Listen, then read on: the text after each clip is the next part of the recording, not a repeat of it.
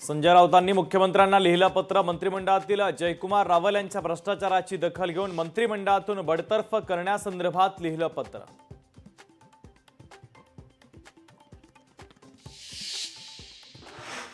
मनीषा चौधरी यांच्याकडनं विमानपत्तन प्राधिकरणाच्या जागेचा प्रश्न उपस्थित. प्राधिकरणाच्या अखत्यारीत असलेल्या लाखो रहिवाशांच्या पुनर्वसनाचा प्रश्न.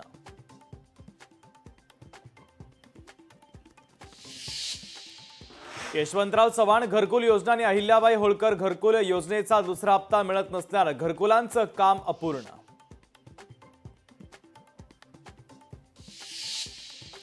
रंगोत्सवाचा जल्लोष करा मात्र कायद्याचा भंग नको. नाशिक पोलिसांची मंडळांना रंगपंचमीच्या पार्श्वभूमीवर महत्त्वाची सूचना.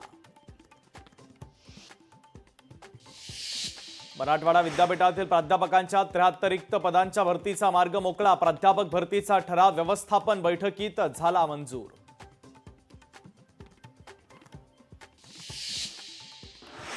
भंडारा जिल्ह्याच्या वरठीमध्ये सनफ्लॅग कंपनीचे केमिकलयुक्त पाणी शेतकऱ्यांच्या शेतात. शेतीची सुपीकता झाली नष्ट.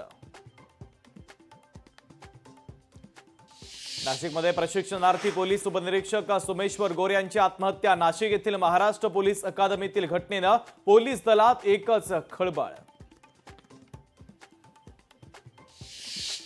बोरिवलीमध्ये जुन्या वादातून एका व्यक्तीवर कोयत्यानं हल्ला. पोलिसांनी 2 आरोपींना केली अटक.